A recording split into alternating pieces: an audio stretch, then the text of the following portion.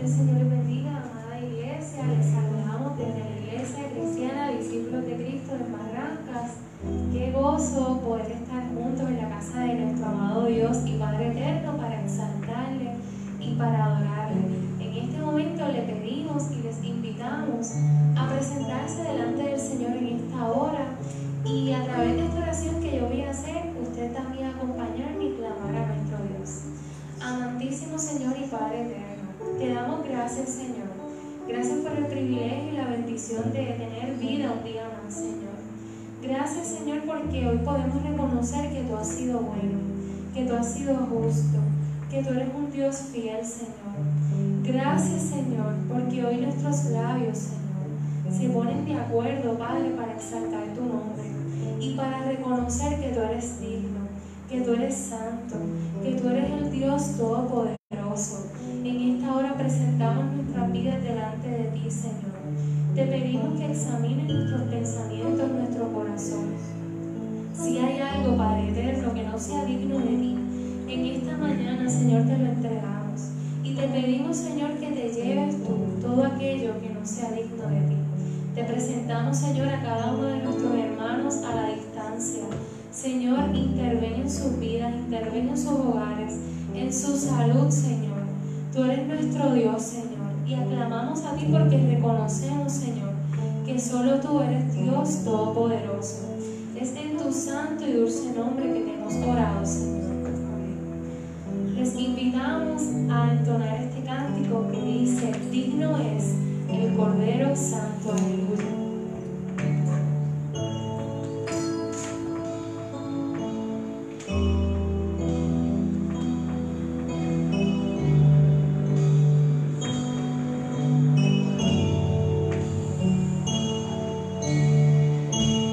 Digno es el Cordero Santo,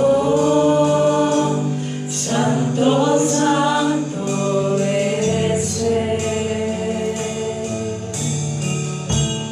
Levantamos nuestra alabanza al que en el trono está. Digno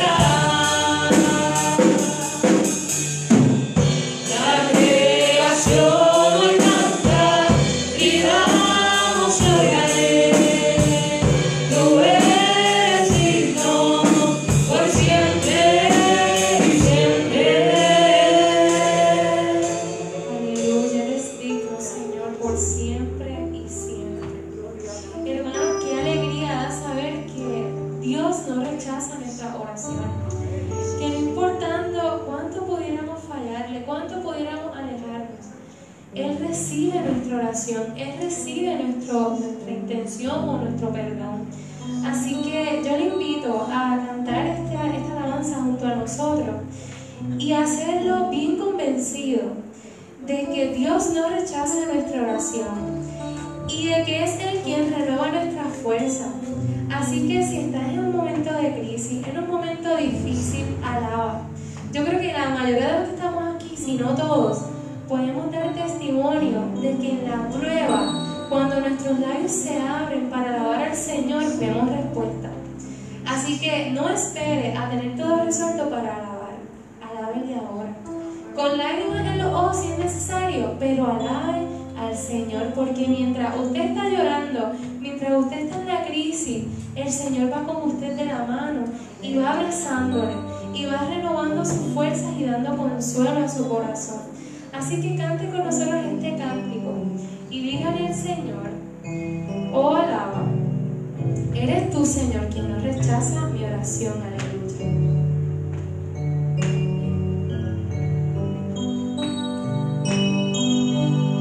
Dios no rechaza oración, oración es alimento.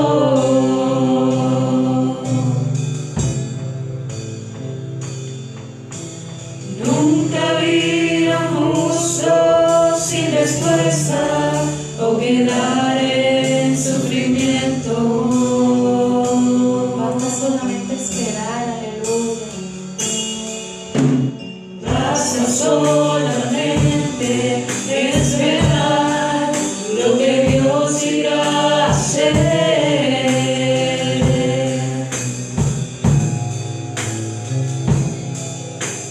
Cuando Él levanta sus manos, es hora de vencer.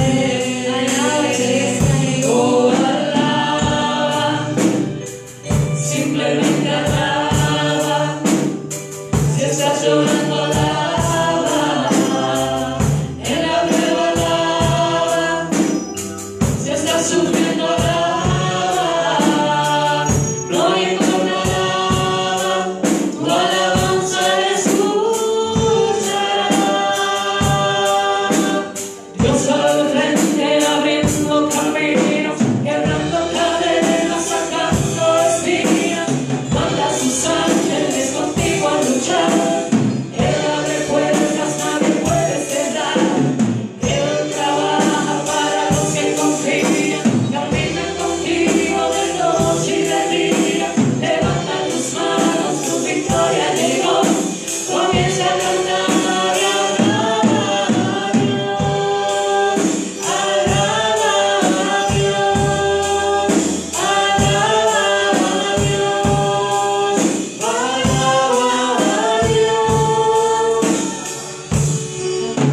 La gente necesita entender lo que Dios está hablando.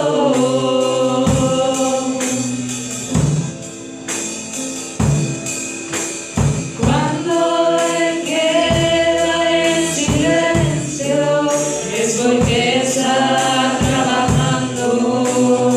Gracias, Señor, aleluya.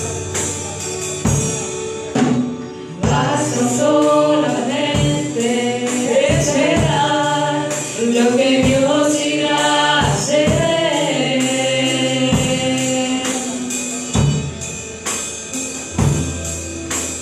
Cuando Él extiende sus manos, es hora de vencer. Oh, alaba, simplemente alaba. Si estás llorando, alaba. En la prueba, alaba.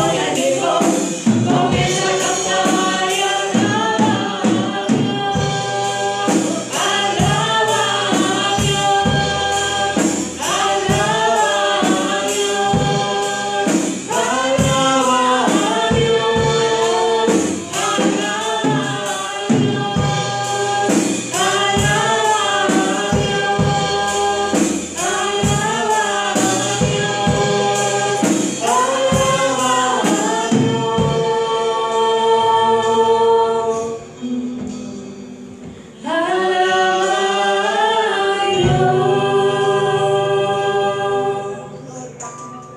a tu nombre, Señor y Padre eterno. En esta hora, Señor, te entregamos nuevamente este culto. Te pedimos, Señor amado, que seas tú, a través del pastor, hablando en nuestras vidas. Te damos gracias, Señor, por cada ofrenda, por cada diezmo, Señor, que en esta mañana se ha entregado para ti. Gracias por lo mucho que nos has dado, Señor. Gracias por la salud, por la vida. Te pedimos que continúes haciendo provisión, Señor, a todas las personas que esta mañana están en sintonía y a todo aquel que tú conoces lo necesita. Es en el nombre del Señor que hemos orado. Amén. Gloria al Señor. Y que continuamos adorando al Señor.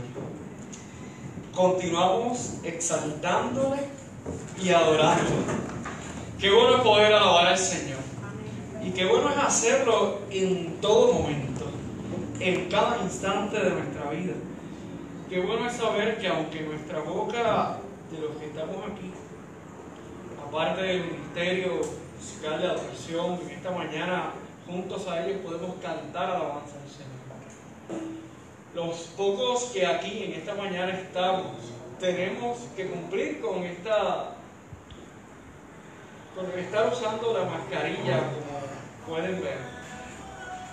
Y la realidad es, como comentaba una amiga, aún con esta mascarilla nosotros en nuestra boca, en nuestros labios, la realidad es que el Señor sigue escuchando la alabanza que hay en nuestro corazón. La realidad es que el Dios a quien nosotros le servimos puede escuchar nuestra necesidad a la distancia y Él suple esa necesidad. Qué bueno es saber que tú y yo somos iglesia. Somos iglesia. Seguimos siendo iglesia y seguiremos siendo iglesia. Por tanto, en esta mañana nosotros testificamos del poder del Señor, de lo que Él sigue haciendo, de lo que Él seguirá haciendo en medio nuestro. Qué bueno es nosotros poder orar por nuestra niñez. Y en esta mañana, antes de continuar, yo quiero orar por nuestra niñez. Señor, gracias. Gracias por la niñez de nuestra iglesia.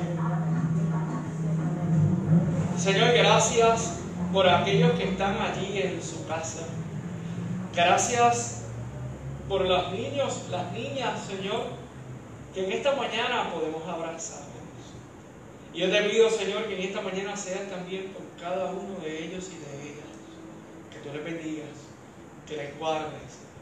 Y que también, así como nosotros podemos entender que tú nos escuchas, que ellos puedan entender en esta mañana que tú les escuchas. Porque su voz no se silencia, su voz se permite oír. En el nombre de Jesús.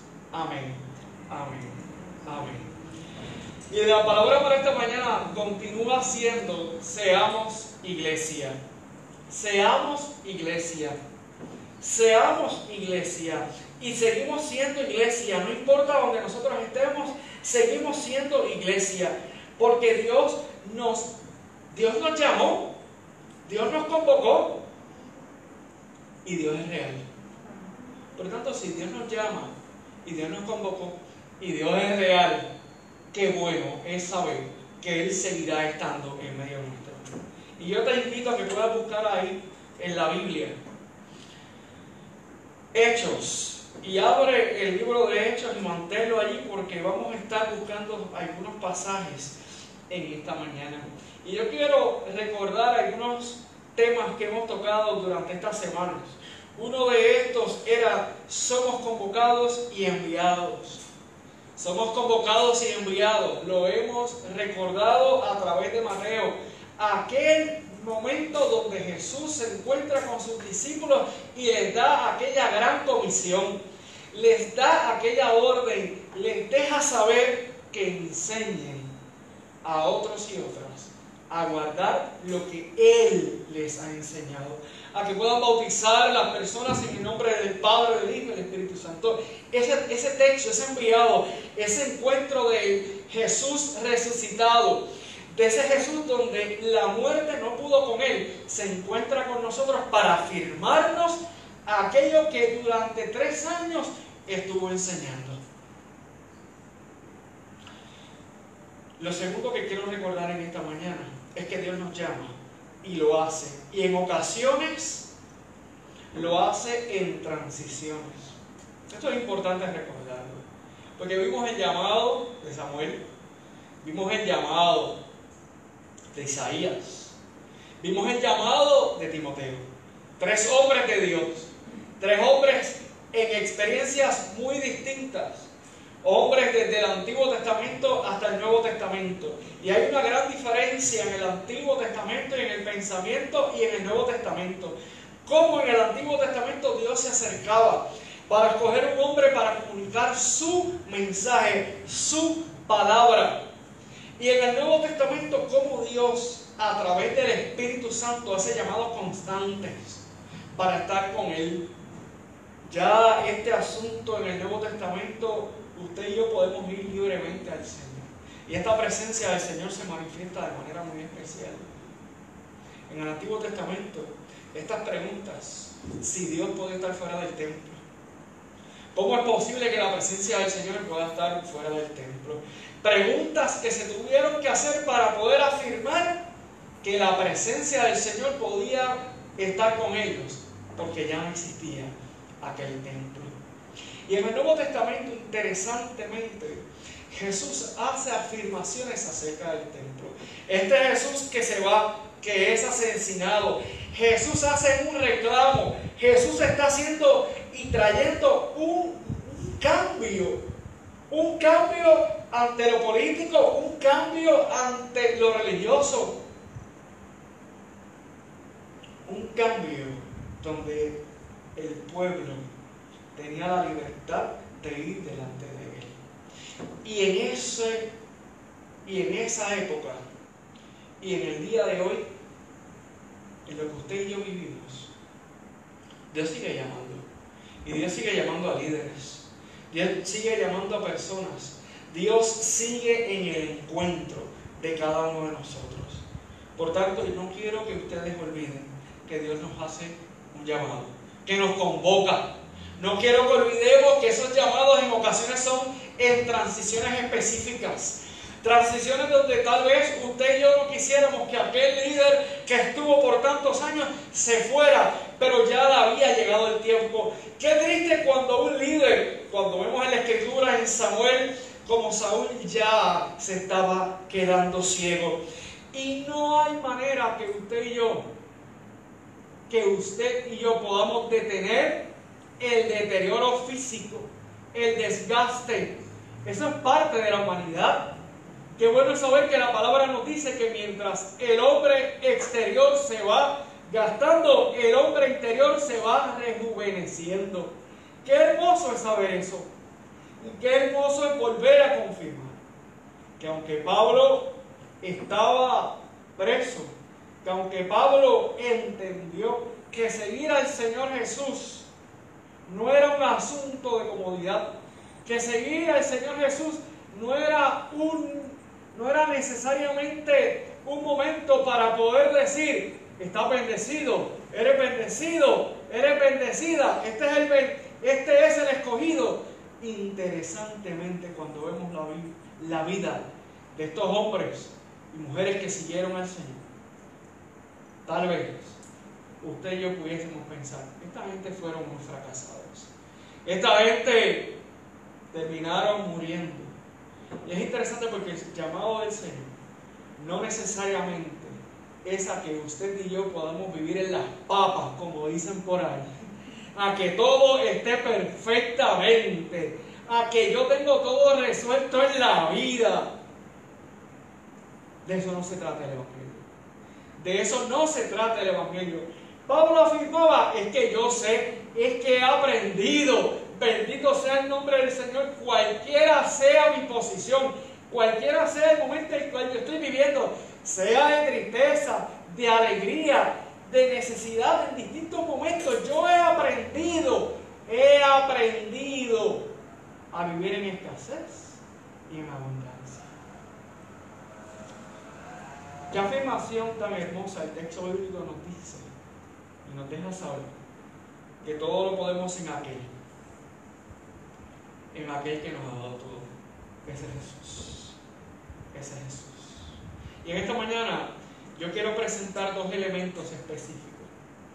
Dos elementos según nos los deja saber Justin Taylor en el Comentario Bíblico Internacional. 2 de 4 elementos que los voy a leer y voy a esta mañana a trabajar dos específicamente contigo esta mañana. Elementos que el Señor ha trabajado conmigo. Estos elementos son los siguientes. Son unos rasgos que están en la iglesia naciente. Y usted y yo que somos iglesia, estamos en una oportunidad excelente para nosotros hacer morir aquello que no ha funcionado y aquello que podemos entender que es necesario para este tiempo.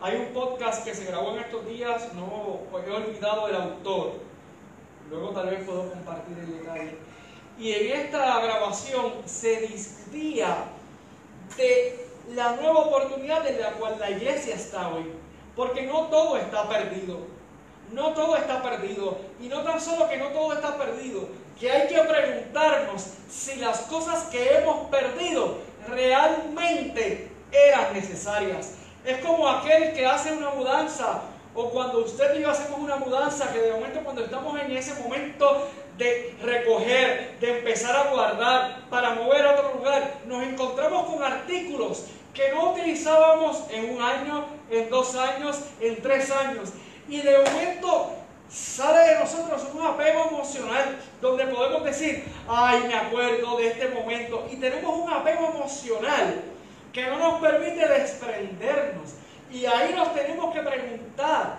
seriamente a nuestro razonamiento y nuestro entendimiento, si por 1 año, si por 2 años yo he aprendido a vivir sin esto, realmente lo necesito. Y yo no quiero decir esto para que usted vaya a su casa a sacar todo lo que tiene, no, hay cosas que uno las guarda como recuerdos y tienen un valor muy significativo para nuestra vida. Todos lo tenemos. Me refiero a que hay asuntos particulares que nosotros como congregación tal vez las tuvimos, pero no eran necesarias. Y este podcast nos lleva, la reflexión es, no todo está perdido. Nosotros tenemos muchas cosas que están y que nos pueden llevar y darnos la oportunidad a start again, a empezar nuevamente, a mirar con mayor detenimiento qué estamos haciendo, qué debemos hacer, qué asuntos no necesariamente nos dieron los resultados que anhelábamos tener. Yo anhelo ver el templo lleno de personas y juntos y juntas adorar al Señor. Pero ¿qué de aquel y de aquella que viene y llega y tiene una experiencia religiosa, mística, de afirmación, de cambio, y cuando sale del templo no sabe vivir una vida de agrado al Señor? No tiene idea y a veces ni la intención. Entonces este tiempo nos da a nosotros la oportunidad de reflexionar. De reflexionar para qué son nuestros templos. Es una experiencia en la cual debemos nosotros pensar y repensar. Justin Taylor en el Comentario Bíblico Internacional, y luego vamos a dar lectura a los textos en el capítulo Hechos, nos dice lo siguiente: 4 elementos de los rasgos de esta iglesia naciente. Fieles a la enseñanza de los apóstoles, tenían comunión unos con otros, se reunían para compartir el pan y la oración. Estos 4 rasgos estaban presentes en aquella iglesia naciente. Y en Hechos capítulo 2, pasaje bíblico que hemos seleccionado para compartir la palabra esta mañana, y cual vamos a estar buscando algunos textos en el libro de Hechos. Capítulo 2, versículos 42 al 47, dice de la siguiente manera. Voy a leer desde el 41. Así pues, los que hicieron caso de su mensaje fueron bautizados. Y aquel día se agregaron a los creyentes unas 3.000 personas. Y eran fieles en conservar la enseñanza de los apóstoles, en compartir lo que tenían, en reunirse para partir el pan y en la oración. El versículo 43 dice: todos estaban asombrados a causa de los muchos milagros y señales que Dios hacía por medio de los apóstoles. Todos los creyentes estaban muy unidos y compartían sus bienes entre sí, vendían sus propiedades y todo lo que tenían, repartían el dinero según las necesidades de cada uno. Todos los días se reunían en el templo y en las casas partían el pan y comían juntos con alegría y sencillez de corazón. Alababan a Dios y eran estimados por todos, y cada día el Señor hacía crecer la comunidad con el número de los que Él iba llamando a la salvación. De los que Él iba llamando a la salvación. Es interesante porque nosotros vemos en Hechos como este asunto del Pentecostés, de aquellos que estaban unidos, que estaban unánimes, que estaban en oración, que tenían una misma intención, la promesa descendió allí. En aquel momento donde en Jerusalén se llevaba aquella fiesta y donde había tanto movimiento, donde había tanta gente llegando y donde la llegada del Espíritu Santo les hizo hablar en distintas lenguas, y donde de manera de bullying, de broma, de hacer ridiculizar, decían: ¿qué les pasó a estos? ¿Por qué están hablando así? Y Pedro tiene que lanzar, Pedro da un mensaje fuerte, un mensaje acerca de lo que ellos habían experimentado. Este mensaje transformador, este mensaje el cual se lanza, es un mensaje fuerte. Pero es interesante lo que nos dice la Escritura. Luego de este mensaje, luego de aquellos 3.000 que fueron bautizados, dice: y aquel día se agregaron a los creyentes unas 3.000 personas, y eran fieles en conservar la enseñanza de los apóstoles. Este es el primer rasgo que yo quiero dejar saber en esta mañana. Eran fieles en estas enseñanzas. Y es interesante porque hace 2.000 años atrás la iglesia naciente entendía, por lo que se estaba cumpliendo, que el Señor Jesús iba a regresar por la iglesia en aquel momento. Recordamos Hechos capítulo 1, versículo 7 que leímos la semana pasada. Jesús les contestó: no les corresponde a ustedes conocer el día o el momento en que el Padre ha fijado con su propia autoridad. Por tanto, ellos estaban sumergidos en aquel viaje, en aquel trip. Algunos trips de hechos por ahí dicen de forma de broma, en aquel viaje, la venida del Señor, el fin de los tiempos. Esta palabra del fin de los tiempos nos ha acompañado por muchos años, 2.000 años, nos ha acompañado. Y los discípulos estaban esperando que todo esto aconteciera. Y es interesante porque hay un autor que en algún momento dado hizo una lectura que afirmaba, me parece que Hebreo nos deja saber una orden de que aquel que no trabaje, que no coma. Y es un específico problema donde algunos estaban entendiendo: pues si ya esto se va acabando, pues yo no voy a hacer nada y se acabó. Y me echo para atrás, porque si esto se está acabando, ¿qué yo voy a hacer? ¡Wow! ¡Qué interesante! Es como si hiciéramos esa palabra que por ahí la mencionan, que es un déjà vu, okay, como si pudiésemos traer aquel momento histórico ahora, que muchos indican: esto se está acabando, y yo no soy quien para decir que sí o que no. Es interesante y cosas se están dando, que hay ocasiones que cuando vivimos tiempos difíciles,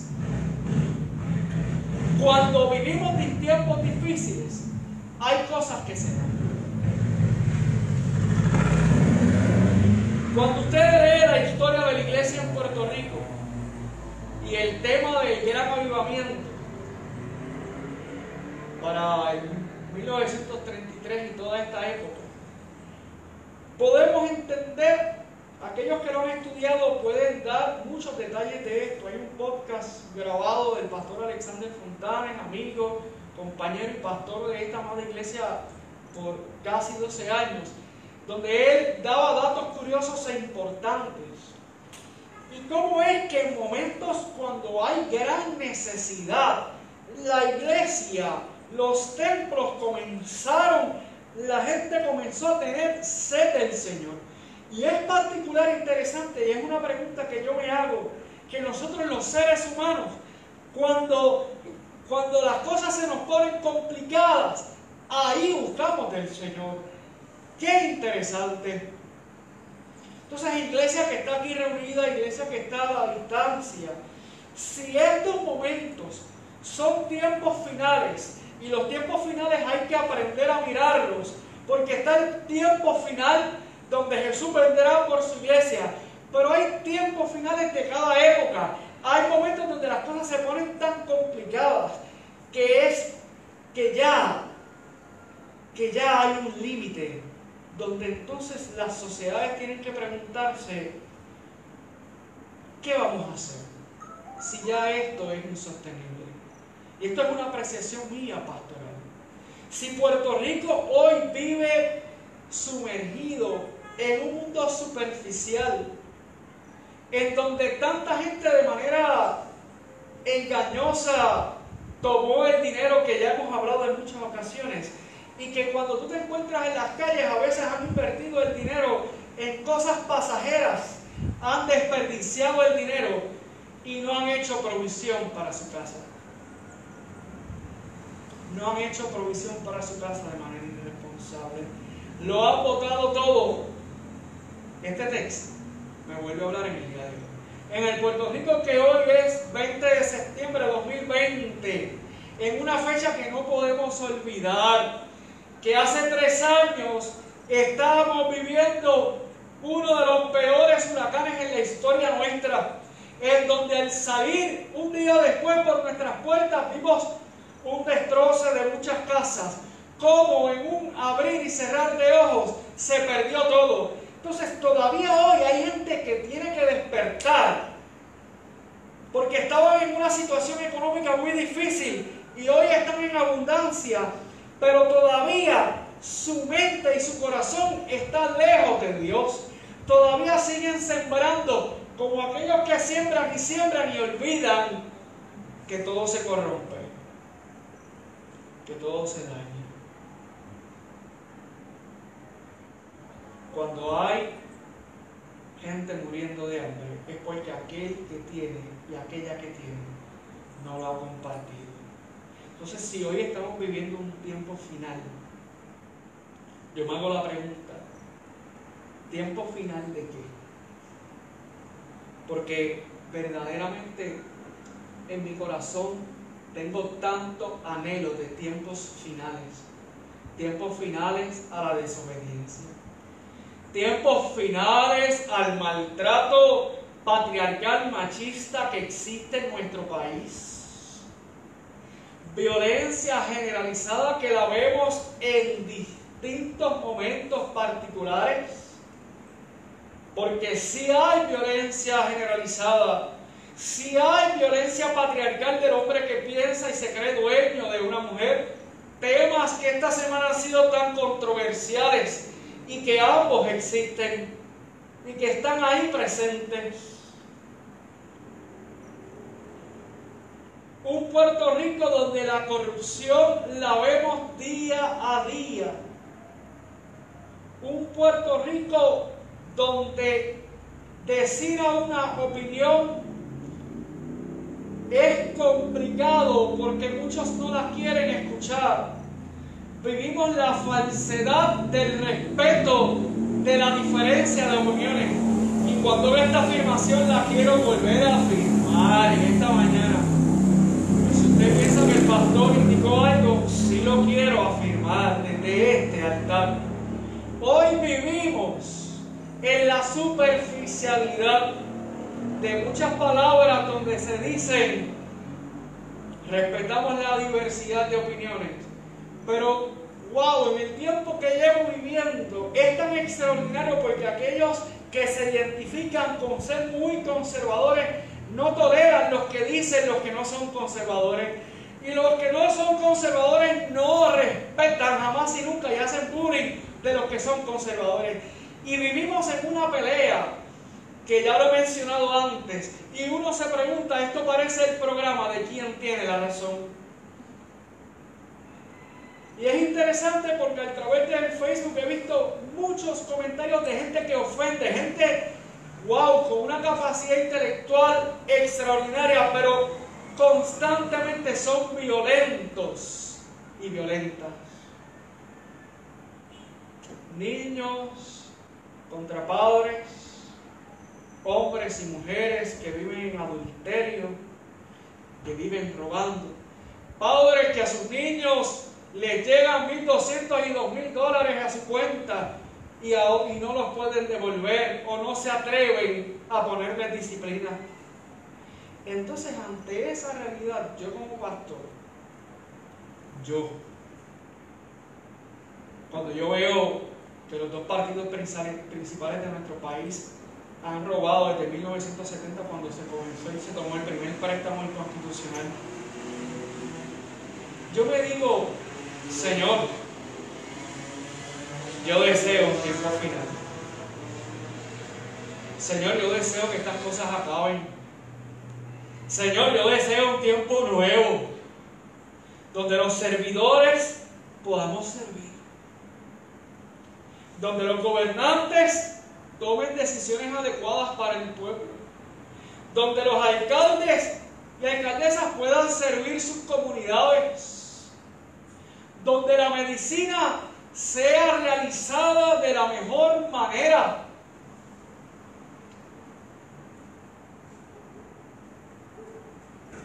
En el Puerto Rico en el cual yo vivo hoy, yo también desearía, y vuelvo a repetirlo, que hubiese un tiempo final. Pero como yo no controlo los tiempos finales, como yo no controlo las cosas, como yo no controlo cuándo esta pandemia se tiene que acabar, como yo no controlo cuándo es que en los templos podemos tener mayor capacidad y está fuera de mis manos, yo en esta mañana te hago un llamado a que cumplas con lo que puedes cumplir. Bendito sea el nombre del Señor, porque si todos los días yo me siento a hacer esta explicación que te acabo de hacer, este análisis en la cual yo puedo estar equivocado, me pierdo, me desgasto, me frustro, me encierro, me deprimo, porque no tengo la capacidad de cambiarlo. Por tanto, hay algo que sí yo puedo hacer, y es lo que yo te invito, iglesia. Estos 4 elementos, estos rasgos de la iglesia naciente, yo te los recuerdo en esta mañana. Y voy a recordarte 2 específicamente. Fieles a la enseñanza.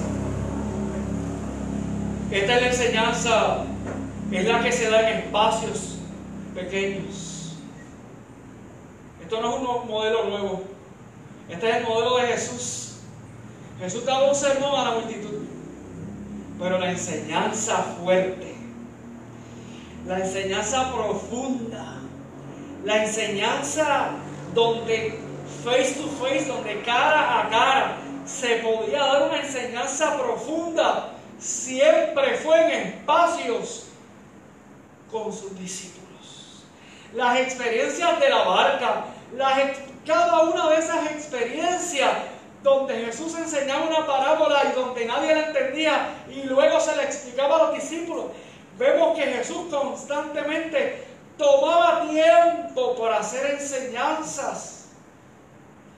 Taylor, en el Comentario Bíblico Internacional, nos dice: no es la proclamación pública de las buenas nuevas, no es esa proclamación donde se convierten miles, es la enseñanza uno a uno. Es la enseñanza que a veces pensamos nosotros: ay, es que como no está la multitud, yo no puedo enseñar. Y yo me quiero detener aquí, porque yo no estoy hablando de algo que yo no he experimentado. yo lo tengo que afirmar y reafirmar y volver a reafirmar. En mi experiencia como pastor, en mi experiencia como cristiano, una de las cosas que más amé fue llegar al salón de educación cristiana de los adolescentes allí en San Patricio y me llegaba un estudiante. Escúchame bien. Me llegaba un estudiante. Ese día la enseñanza y la clase bíblica era a otro nivel. Ese día aquel joven adolescente y yo podíamos reflexionar. Aquel día yo podía tomar un texto y quedarme tiempo hablando de aquel texto. Aquel día yo podía saber qué le ocurría a la cabeza y al pensamiento de aquel adolescente donde hay tantos cambios. Aquel día yo podía abrir mi corazón y aquel joven también. Pero hemos cambiado y hemos abandonado la enseñanza directa por la enseñanza a multitudes, como si ese fuese el evangelio, como si ese fuese la única manera de poder enseñar. Hechos capítulo 8, cuando Felipe se acercó, oyó que el etíope leía el libro de Isaías, entonces le preguntó, ¿entiende usted lo que está leyendo? El etíope le contestó, ¿cómo lo voy a entender si no hay quien me lo explique? ¿Cómo lo voy a entender si no hay quien me lo explique? Y le pidió a Felipe que subiera y se sentara junto a él. Este texto lo conocemos. Conocemos el desenlace. Conocemos. Cuando el verso 38 nos dice, entonces mandó parar el carro y los dos bajaron el agua y Felipe lo bautizó. Cuando subieron del agua, el Espíritu del Señor se llevó a Felipe y el funcionario no lo volvió a ver, pero siguió su camino lleno de alegría. Felipe se encontró en Azoto y pasó de pueblo en pueblo anunciando la buena noticia hasta llegar a Cesarea. ¡Qué hermoso este pasaje! Allí no había multitud, allí no había una cámara para publicar lo que estaba ocurriendo. Allí, claro, el texto bíblico, a través de la escritura y de la tradición oral, podemos hoy recorrer este pasaje. Pero qué hermoso, porque aquí en Hechos capítulo 2, el primer rasgo de estos cuatro elementos, el primer elemento que está presente en la iglesia naciente, es que enseñaba. Hace unos días atrás hablamos acerca de Lutero y afirmábamos que Lutero en el Catecismo Mayor encuentra vital importancia en la educación desde la niñez. Lo voy a volver a repetir, algo que trabajé y traje aquí hace varias semanas atrás. Formar ese pensamiento hacia Dios y nos dice lo siguiente: el presente tratado tiene por objetivo doctrinar a los niños. Puede haber gran diferencia de esto en el mundo que hoy estamos viviendo. Pueden haber expresiones que yo no comparto que se dieron en el debate de la semana pasada de cómo trabajar el tema de la violencia patriarcal hacia la mujer. Podemos discutir acerca de que la prensa toma las cosas y las saca de contexto. Podemos quedarnos en esa pelea, pero yo como papá, no como pastor, yo como papá, mi esposa como mamá, somos quien enseñamos a nuestra hija desde que nació, desde que estaba en el vientre, y tiene otras experiencias extracurriculares y en otros espacios, pero esas primeras etapas de formación de carácter se dieron en mi casa, con cosas correctas y cosas incorrectas. Muchas veces he tenido que pedirle perdón a mi hija. Muchas. Lutero sigue diciendo lo que voy a seguir leyendo. Quiero terminar de leer este párrafo que ya había leído semanas antes. El presente tratado tiene por objetivo doctrinar a los niños y a las personas sencillas, por lo que daremos el nombre de catecismo, según la palabra griega usada en todos los tiempos.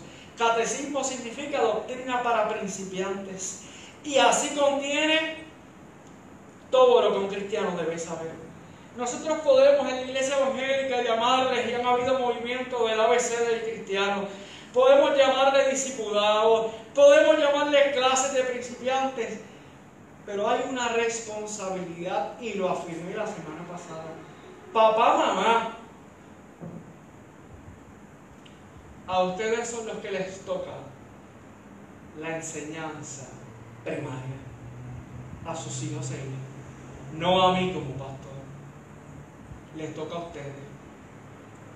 Y es interesante porque este texto nos deja saber que esa enseñanza básica, fundamental, se da en espacios que no tienen que haber multitudes.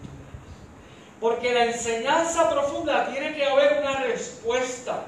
Porque hay un elemento de comunicación, y en un mensaje donde hay mucha gente, si hay una respuesta, uno como pastor mira las expresiones, uno va recogiendo de ahí si se ríe, si hay tristeza, si hay seriedad, si hay coraje, si hay bostezo porque el pastor termina porque está aburrido la cosa y se está durmiendo, y la noche anterior se acostaron a las 3 de la mañana viendo una serie y no orando. Pero independientemente, en la enseñanza face to face hay una ganancia que no se da en otros espacios. Y hoy, en este tiempo de pandemia, nos vuelve a recordar el Señor que hay un etíope que se bautizó y que aceptó al Señor por una enseñanza one to one. Y que su pregunta fue: ¿cómo voy a entender si nadie me enseña? El segundo elemento que encontramos es la comunión unos con otros. El texto nos afirma y nos dice: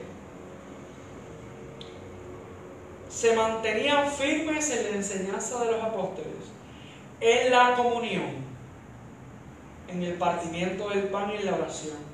Todos estaban asombrados por los muchos prodigios y señales que realizaban los apóstoles. Todos los creyentes estaban juntos y tenían todo en común. Vendían sus propiedades y posesiones y compartían sus bienes entre sí según la necesidad de cada cual. Entonces, la palabra koinonía, está este asunto, esta koinonía del griego, lo que nos deja saber es que había una unión, había una comunión. Y Taylor nuevamente en el comentario internacional nos dice: esto es una unión fraterna, es una unión donde la contribución material es vínculo y prueba de la fraternidad. Lo voy a volver a leer. Esta unión, esta comunión es una unión fraterna. Y en las universidades hay fraternidades que se gradúan y para entrar a ellas tienen que hacer un código de entrada y hacer unos retos que no se publican. Eso es cerrado. Interesantemente, estos fraternos, estoy tomando este ejemplo porque es un ejemplo que tal vez algunos puedan entender. Se gradúan y pasan 5 y 10 y 15 años, pero siguen siendo fraternos. De alguna manera entienden que pertenecen. Y este texto, este hombre Taylor nos dice que esta comunión es unión fraterna. Y que esta contribución material es vínculo y prueba de la fraternidad. Es prueba y vínculo de esta fraternidad. Pero para esto yo tengo que entender varias cosas. Yo tengo que entender cómo está viviendo mi fraterno. Cómo está viviendo esa persona querida. Pero si nunca le vemos porque el único espacio era la congregación de multitud y fuera de ahí no tenía otro, ¿cómo lo voy a entender? ¿Cómo voy a entender su necesidad? Pablo en Romanos capítulo 12 nos dice: vivan alegres por la esperanza que tienen, soporten con valor los sufrimientos, no dejen nunca de orar, hagan suyas las necesidades del pueblo santo, reciban bien a quienes lo visitan, bendigan a quienes los persiguen, bendígalos y no los maldigan. La congregación que se reúne, iglesia que te reúnes aquí en Barranca, esta no puede ser un grupo donde todos piensan igual y donde el que no piensa igual que yo le doy de codo. No, el amor de Dios nos debe llevar a vivir en comunión. Y esta comunión se demuestra en cómo nosotros podemos vivir. El Papa Francisco afirma: construyamos puentes y no muros. Construyamos puentes y no muros. Que es interesante que un hombre que afirma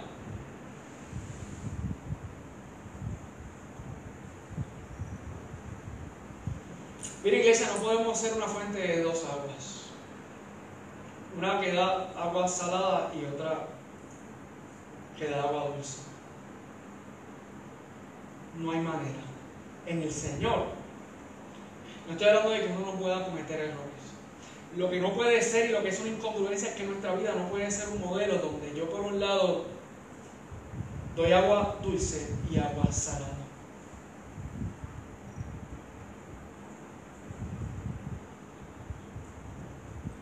Yo no considero, y hago eco de mis palabras,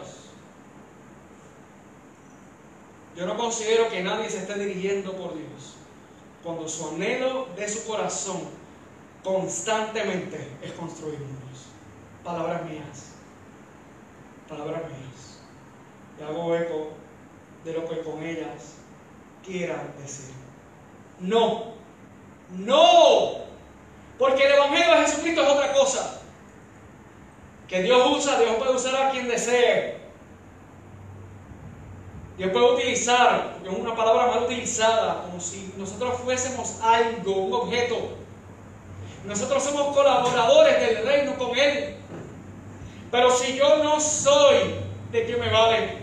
Si yo no he recibido el mensaje, mi vida no está siendo transformada, ¿de qué me sirve?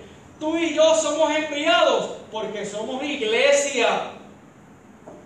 Porque vivimos lo que predicamos y porque estamos bajo construcción, porque estamos under construction, porque constantemente nos estamos convirtiendo y volviendo a convertir y volviendo a convertir. Pero cuando mi vida comienza a dar dos aguas, en ese momento es importante que yo me detenga, me vaya a oración y me arrepienta de mi pecado. Y ninguno de los que está aquí estamos exentos de eso. Ninguno. Pero no es posible. No es posible. Usted y yo no estamos llamados a construir muros. Estamos llamados a construir puentes. Puentes de comunicación. Puentes de relaciones. Puentes de amor.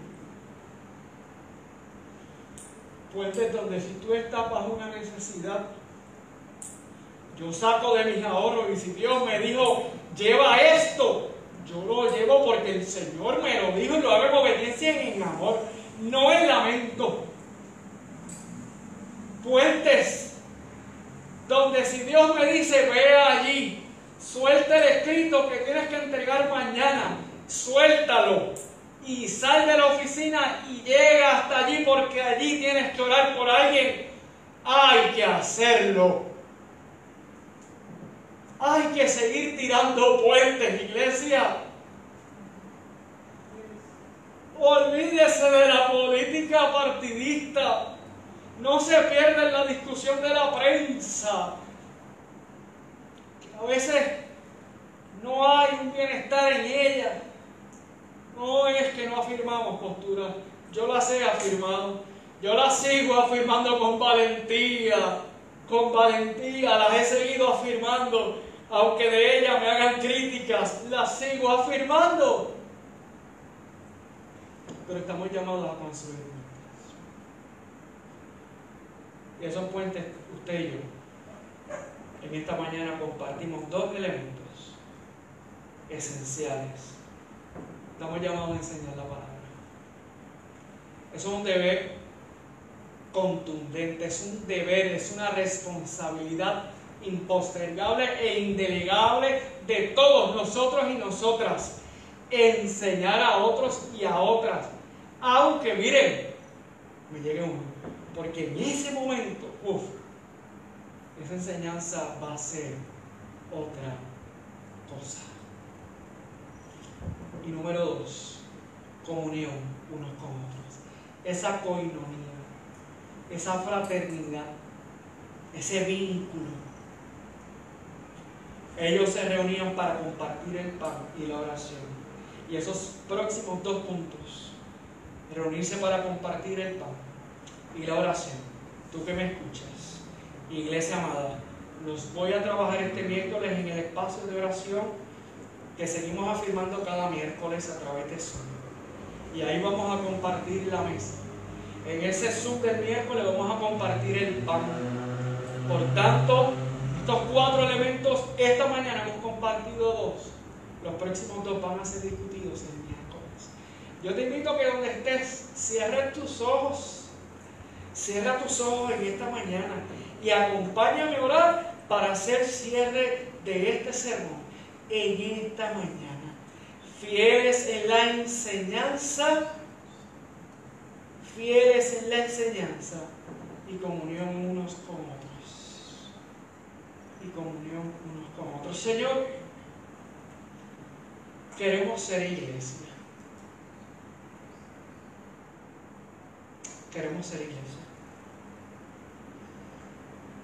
Y es complicado, Señor. Es complicado. Si fuera fácil, con un botón, uno lo programaba y ya. Pero es complicado, Señor, porque en esto tenemos que ofrecer nuestra vida. Y eso nunca ha sido fácil. Porque mientras yo pueda vivir de manera egoísta, superficial, para mí,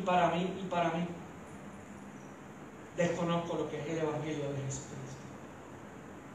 Gracias, Señor, por las oportunidades que tú me has dado durante estos 3 años de poder enseñar one to one. Gracias, Dios, porque los recuerdo y lo he hecho con amor eterno, Dios. Gracias, Jehová, por los momentos donde esa enseñanza es una enseñanza de ambas partes. Porque todo el tiempo estamos creciendo y aprendiendo, Señor. Y porque en tus manos somos copartícipes de este reino y de este mensaje, Dios, y de esta nueva vida que tú nos permites dar. Señor, en la comunión unos con otros, unas con otras. Donde ayer otro hombre más le quitaba la vida a su compañera, Señor. Esto no puede esconderse. Esto está presente, Dios. Donde nosotros los hombres en ocasiones resolvemos los asuntos matando 500 y 600 hombres en la calle. Señor, esta violencia no se puede esconder. Ambas están presentes. Ambas hay que trabajarlas. Señor, uno de los pecados más grandes que las iglesias y las iglesias han tenido por décadas es el chisme, Señor.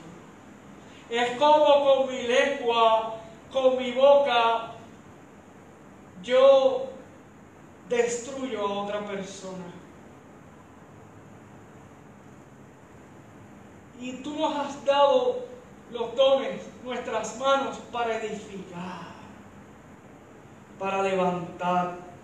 Y nos has dado nuestros labios para enseñar. Ayuda a refrenar nuestra lengua, Señor. Porque ella habla lo que está dentro de nuestro ser. En aquel momento donde Jesús y sus discípulos fueron criticados por no lavarse las manos para comer, un ejercicio que es en relación a la salud y es importante hacerlo. Jesús no descarta la importancia, pero Jesús profundiza más y dice que lo que contamina no es lo que va entrando, es lo que sale, lo que hay adentro de nosotros mismos, de nosotras mismas. Aquello que necesita la intervención de tu Espíritu Santo para ser quebrantado, para ser sanado, aleluya. Y que mi vida entera esté en tus manos, Señor. Y cuando yo hago y cuando hablo, lo haga para edificar. Perdona nuestros pecados. Perdona en este momento los momentos en que no practicamos la coinonía.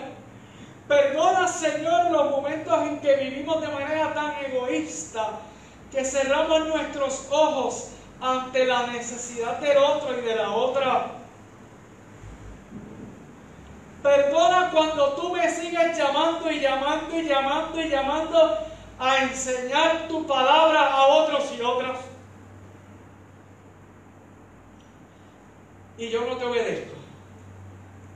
Por tanto, en esta hora nos presentamos todos y todas para darte gloria y honra. Señor, y gracias. Gracias también cuando me das palabras incómodas. Gracias, Dios. Gracias porque esas palabras incómodas nos sacuden y no tienen la intención de pasar la manita a nadie. Tienen la intención de provocarnos y no provocarnos al mal, de provocarnos a salir de nuestras comodidades. Las palabras duras, Jehová Dios, gracias porque a través de ellas nos permites confrontar. A través de las palabras duras nos permite tratar de despertarnos de los sueños eternos y que asumamos nuestras responsabilidades. Gracias, Dios. En el nombre de Jesús te amamos, Señor, y te damos una palabra de adoración a ti. Aleluya. Gloria a tu nombre, Señor. En el nombre de Jesús. Amén. Amén. Que podamos construir puentes y no muros, como dice el Papa Francisco, en el nombre del Señor. Que Dios te bendiga, iglesia. Dios te guarde.